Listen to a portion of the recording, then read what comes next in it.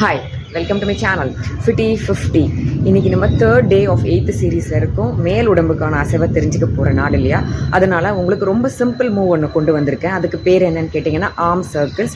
கையை நல்லா நீட்டி வச்சு சர்க்கிள் ரொட்டேஷனில் நம்ம கையை முன்னையும் பின்னையும் ஆப்போசிட் டைரக்ஷன், ஃப்ரண்ட்டில் ஒரு வாட்டி அதுக்கு ஆப்போசிட் டைரக்ஷனில் ஒரு வாட்டி சர்க்கிள் மூமெண்ட்ஸ் கொடுக்க போகிறோம். அவ்வளோதான். இதனால் நிறைய பெனிஃபிட்ஸ் இருக்குது. இருந்த இடத்துலையே பண்ணலாம், உட்காந்தும் பண்ணலாம், முடியாதவங்க யார் வேணாலும் பண்ணலாம். ஸோ நான் ஃபஸ்ட்டு பண்ணி காமிக்கிறேன், பாருங்கள். அதுக்கப்புறம் நீங்கள் ப்ராக்டிஸ் பண்ணுவீங்க. Okay, stay tuned. பாருங்கள், இந்த ஆர்ம் சர்க்கிள்ஸ்க்கு கையை நல்லா பிரித்து வச்சுக்கோங்க. பிரிஞ்ச இடத்துலையே சர்க்கிள் மூமெண்ட்ஸ் கொடுங்க. ஒரு டைரக்ஷனில் சின்ன சர்க்கிள்ஸாக ஃபஸ்ட்டு 5 times. ஓகே, சைடில் காமிக்கிறேன் ஏன்னா கை கட்டாது. கையை நல்லா பிரித்து வச்சுக்கோங்க. இந்த கை ஷோல்டர் லெவலில் தான் இருக்கணும். கீழே இப்படி வைக்கிறது இல்லை, மேலே கிடையாது. ஸ்ட்ரெயிட்டாக அப்படியே வச்சுக்கணும். வச்சுட்டு ஃபஸ்ட்டு சின்ன சர்க்கிளாக போடுங்க. பாருங்கள், சின்ன சர்க்கிள்ஸ் ஒரு 5 தடவை நடுவில் வந்துடுங்க. அதுக்கப்புறம் ஆப்போசிட் டைரக்ஷனில் ஒரு 5 தடவை. Okay, clockwise anti clock வைஸ்ன்னு சொல்கிறோம் இல்லையா, 5 தடவை பண்ணியாச்சா? இப்போ அதோட பெரிய சர்க்கிள் ஒரு 5 தடவை.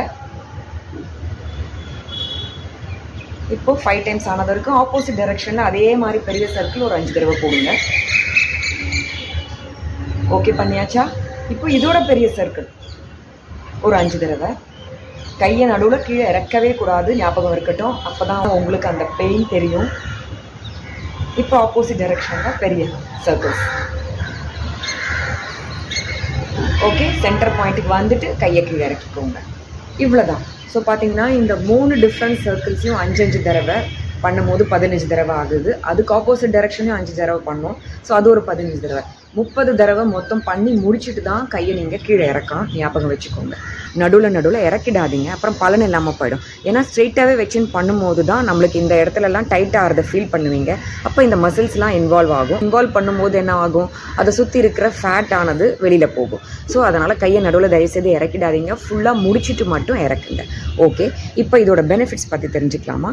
ஷோல்டர்ஸ் இன்வால்வ் பண்ணுறோம், பேக் மசில்ஸ் இன்வால்வ் பண்ணுறோம், கை ஃபுல் ஆர்ம்ஸ் இன்வால்வ் பண்ணுறதால கையை நல்லா டோன் பண்ண முடியும். ஷோல்டர் ஜாயின்ஸை ஸ்ட்ரென்தன் பண்ண முடியும். மொபிலிட்டி அண்ட் ஃப்ளெக்சிபிலிட்டியை அதிகப்படுத்தும். மொபிலிட்டி ஃப்ளெக்சிபிலிட்டி, இது என்ன எல்லா எக்ஸசைஸும் இதையே சொல்கிறீங்கன்னு கேட்குறீங்க இல்லையா?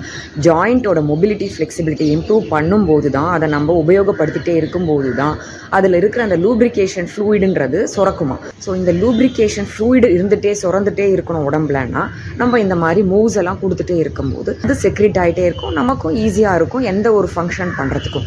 அதனால தான் இந்த மாதிரி டெய்லி ஏதாவது ஒரு ஸ்ட்ரெச்சர்ஸ் இல்லை மூவ்ஸ் பண்ணுங்கன்னு நம்ம சொல்கிறோம். கைக்கோ காலுக்கோ, ஒரு நாளைக்கு கை பண்ணுங்கள், ஒரு நாளைக்கு கால் பண்ணுங்கள், டைம் இருக்கவங்க எல்லாமே சேர்த்து பண்ணுங்கன்னு நம்ம சொல்லி கொடுக்குறது. சரியா? இதை இன்றைக்கி பண்ணி பார்த்துட்டே இருங்க. நாளைக்கு நான் நெக்ஸ்ட் அப்பர் பாடி மூவோட உங்களை வந்து பார்க்குறேன். அது வரைக்கும் stay tune to my channel fifty 50. Bye.